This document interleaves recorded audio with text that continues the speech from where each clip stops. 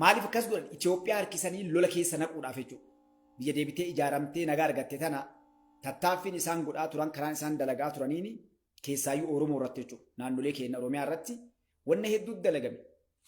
Halkasaa 24 wal nu nyaachisuu akka waliin dhageenye godhu gosaan nu qooduu amantiin nu qooduu namoota hubannoota qaban siyaasaa irratti namoota dandeettii qaban irratti keessaan ijaaruudhaan warra nu duulchisanii akka nuti ofii isaan gargaaru akkamitti yoo nu wal nyaanne yoo nu tokkummaan qabaatin yoo nu adda facaane isaan akka salphatti nu bitanii jidduu keenya seenanii nu ergatanii nu fayyadamanii meeshaa nu godhanii harka keenyaan ibidda qabatanii harka keenyaan nu wal nu ajjeesanii lafee arbaa isiin cabsan jedhanii Oromoon ka cabdeen isiin qaraa Oromoon cabsan jechuudha.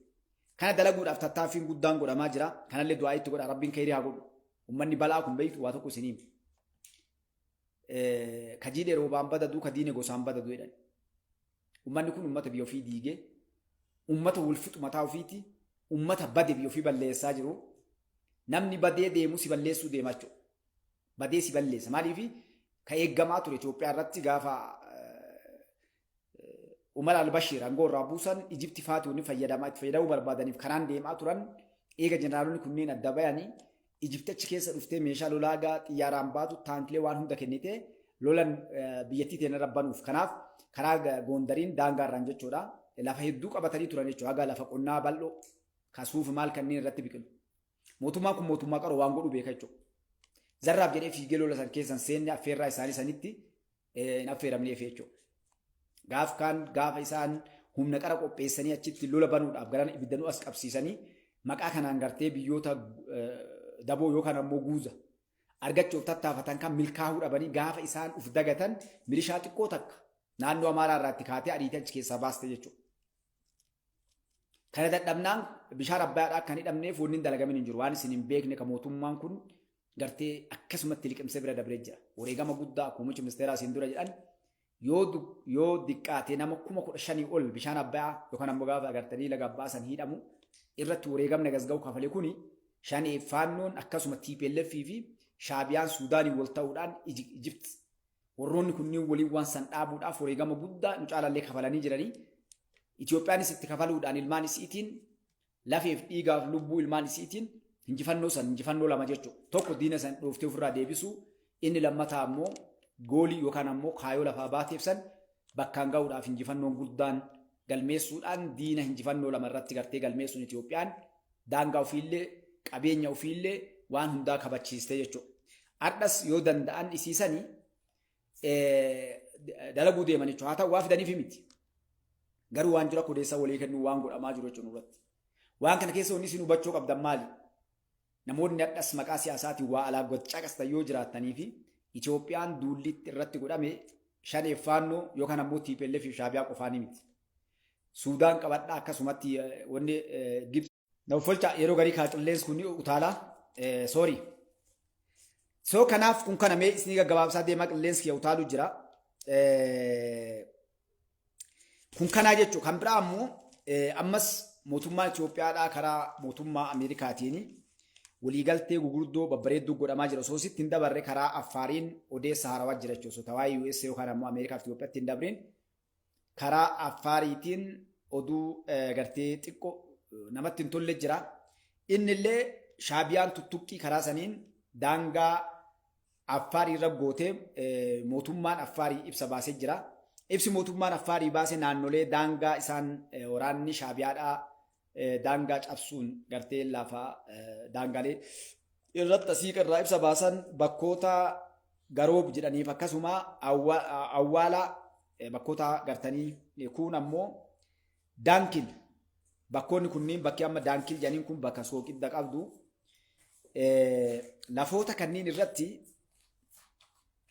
ammallee buree kana namni hunduu ni beektan jedhee fudhatan Itoophiyaa bureen kun lafa lolli yeroo dheeraa gaafa dargiillee akkasuma gaafa Wayyaaniin fa'aa jirtullee irratti deemaa ture. Lafoota kanneen daangaa kana waraanni Eertiraa kan ammoo Shaabiyaadhaa daangaarra jiraachuun mootummaan Affaarii waa'ee kanarra ibsa baasee jira. Yoo isaan yeroo gabaabduu keessa bakka san daangaa tuttuqqii godhaa deemaa jiran kana dhiisanii ka'uu baatan tankaarfii akka fudhatuu fi mootummaan federaalaa waan kana hordofee guyyaarraa guyyatti waan kana jala bu'eetiin akkaataa itti gartee quba qabaatu godhamee jira gara mootummaa Affaariin jechuudha. Kanaaf mootummaan Affaarii yoo kan gartee warri tuttuqqii daangalee irra deeman kanarraa kan deebine taate akka tankaarfii fudhatutti jechuudha. Akka tankaarfiin fudhatamutti. Inshaallah ni seena yoo na ayyamame yoo kun nadidi amma nada asiina baase yoo asiina baase yoo kun asiina baase inshaallah tiktookiin dhufayye. Karaa tiktookiitiin dhufa inshaallah warri tiktookii hin qabne Mustafaa Tulluu Jaarraa yookaan ammoo dhugaa tokko 54 jettanii yoo seentan inshaallah tiktookiitiinis gara siinis garteera argattanii dhiyoo kanaa yoo xiqqaate guyyaa 5-7 jalaaf deemnaa qilleensis na dhibu ifaanis nurraa badee haala dedduutiin appaartimantaa jedhu kana poolii gartee warri konistirakshinaa nurraadhanii cabsanii waa'ee saniif hagoonni kun dalagamuuf yeroo dheeraa nama fudhatee nama folchaa. So kanaaf gara Affaariin kan jiru kanaa jechuudha. Kanaaf rabbi khayrii haa godhuu suni tuttuqqiin dalagamaa jiru inni deemaa jiru kana fakkaatti. Odeessi gara Affaariin jiru kana jechuudha. Kan lammataa immoo karaa USAtiin yookaan ammoo Ameerikaa fi Itoophiyaan guyyaa addaatti waliigaltee tokko gootee jirti. Innis USA doolaraa USA yookaan ammoo Ameerikaadhaa biiliyoona 1.6 waa'ee fayyaa irratti walii mallatteessanii walii galanii jiranii. Wanni kun waggaa 5f gartee bara 2005 amma kun dhumachuu jira. Haga bara 2030 akka faranjiiti jechuudha. Mootummaa Itoophiyaatii fi mootummaan USA yookaan Ameerikaadhaa waliin dalaguudhaan dhukkuba akka HIV yookaan ammoo akkasuma TB akkasuma yookaan ammoo dhukkuba gartanii buseedha. Akkasuma haawuleedhaaf ijoollee irratti irra jiruuf warroonni waldaa gargaarsaas kee jira waan dalagan hanqina mallaqaa qabaachaa turanii. Waa'ee kana gubbaatti waliin dalaguudhaaf walii mallatteessanii jiran jechuudha. Karama kanaan mootummaan Ameerikaatiif Itoophiyaadhaa waan hedduu waliin dalaguudhaaf waliigalteen hedduun deemaa jira. Maaliif mootummaa Itoophiyaa yeroo ammaa kana keessatti mootummaa addunyaa keessatti waan hundaanuu barbaachisu biyyoonni guddatan waliin dalaguudhaaf qophii ta'anii dhufanii gargaarsa biyya kana barbaachisu hundayyuu waliin dhaabbachuu. Waalaikum assalaam warahmatullahi wabarakatuh guutu. Anaa dhufa gargaar dhuftan jaalakiyya qaalii. Kanaaf gartanii waliin dhaabbachuudhaaf mootummaan USA yookaan ammoo Ameerikaadhaa keessaayyuu wannoota hedduu waliigaltee mootummaa Itoophiyaa waliin godhanii jiranii waa'ee nageenyaa irratti akkuma beektanitti akkasuma waa'ee gartee nageenya Itoophiyaan Gaazaa irratti yookaan ammoo Filisxeenii irrattis akka hirmaattuuf akkasuma karaa diinagdeetiin, ikoonomiitiin, dippiloomaasiitiin, karaa waraanaatiin waan hedduun USAnis akkuma biyyoota kaawwanii Itoophiyaa wajjin waliigaltee hedduu uumanii jiranii waliin dalaguufis socho'aa jiran jechuudha. Keessaayyuu waa'ee Eertiraa irrattis odeessi bahanii jira karaa USAtiin waan amma dalagamaa jiru keessaayyuu Birgeed Amadoo jedhansanii akka gara taayitaatti fiduu fi USA'n namticha kana akka Asiyaasa Forqii bakka sanii kaasuudhaan wantoonni akkanaa kunniin deemaa jira. Wanni hedduun kun waa'ee Bahara Diimaa irratti USA'n Itoophiyaa wajjin dalaguudhaaf akka Itoophiyaan Bahara Diimaa yookaan ammoo Galaana Diimaa irratti baatu irrattis wanni hedduu waliin dalagamaa jiru ni jira. Kun Itoophiyaadhaaf karaa Alshabaabiin akkasuma nagaa buusuu irrattii fi nageenyi gaanfa Afrikaa kanaaf akkasuma naannolee baharaa kanarratti Itoophiyaan biyya murteesstuu ta'uu mooraa galaanaa irraa akka qabaattuu fi beezi isa jedhan biyyoonni gurguddaan kuuwwan qaban irratti gartee wanni hedduun dalagamaa jira. Kunniin oduu akka gaariitti nama gammachiistu jechuudha. Kanaaf gabaabumatti wanni biyya keenya keessatti deemaa jiru yoo akka cuunfaatitti ifaan qilleensi kun darbuun ni mala. Yookaan yoo amma na darbe karaa tiktookiidhaan jechuudha. Waan biyya keenya keessatti deemaa jiru gabaabduutti wanni isin irraa gaggabaabseef qilleensi kiyya kun bareedaa miti.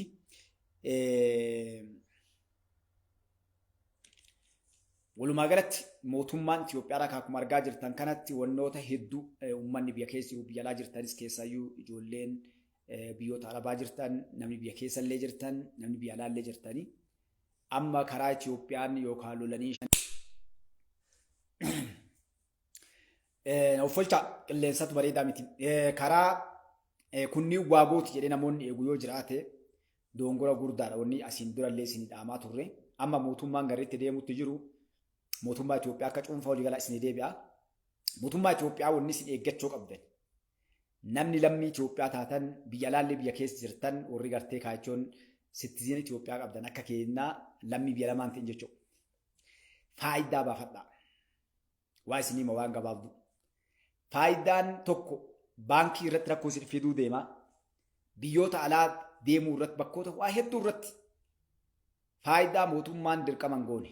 Garuu haala dirqamatti godhe qaba mootummaan waan isinii galtu akka isinii barbaadu. Faayidaan akka itti dirqama fakkeenyaa fi nigdi baankii yookaan ammoo baankiin gamtaa Itoophiyaadhaa komershaal seera baasee warri biyya laallee jirtan kee jirtanii dhageettan jedhee fudhaa jechuudha. Inni maalidhaa? Mallaqni keessan ammaa achi yoo faayidaa naashinaal ID Itoophiyaan amma haaraa baaftee kanan qabaanne baankiin keessan isinirraa cufamaa jechuudha. Irras ni deebi'u. Yoo naashinaal baank ID yookaan ammoo faayidaa kaardii eenyummaa Itoophiyaan amma haaraa baaftee kana yoon qabaatiin wanna hedduu isin jalaa baduu deema. Takka jedha. Inni lammataa ilmaan Oromoo afaan kan dhageettan sabni biraallee as keessa afaan kan dhageettan. Wanni yeroo dheeraa isinitti iyyaa bahee dhufte amma. Aggaariin dhagaa. Mana qabdan, qabeenya qabdan, haala adda addaa qabdan. Namoonni qabeenya keessan qabdan, qabeenya keessan seera qabeessa godhaa. Qabeenya keessan seera qabeessa. Ka wanni hunduu maqaa keessanii. Ka seera qabu. Waan hannaa, lafa hannaa, lafa kaartaa hin qabne, lafa gartee dokumentii hin qabne. Waan kanneen yoo qabaattan sirreeffadhaa.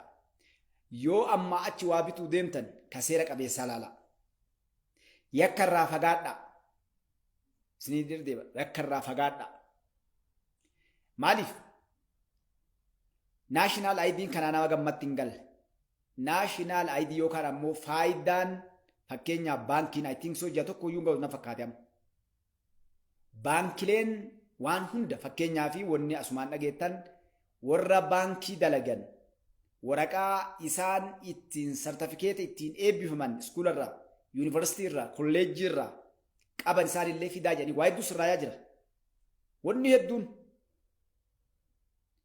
wanni kuni sababni isaa mootummaan kun diijitaal gochuu jira waan hundaa. Seera qabeessa gochuu, hanna balleessuu, malaammaltummaa balleessuu, dhibbaa dhibbatti hin baddu hubadhaa ni turti. Akka amma deemetti ammoo mootummaan kun ni balleessa fudhaan. Garuu ni turti.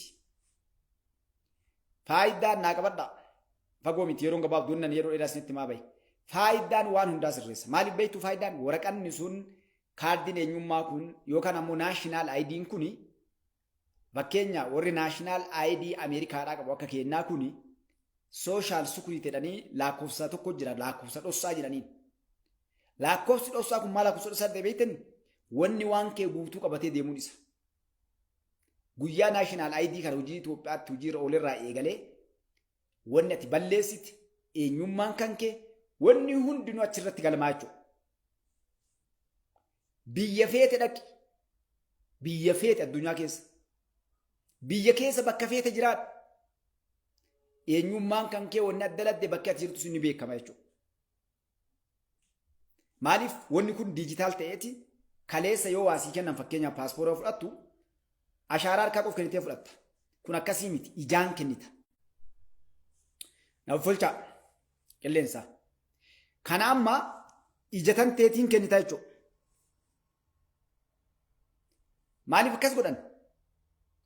Ashaaraa harkaatiillee waan hedduu dalagamaa teknooloojiin bakka san bira kutee jira.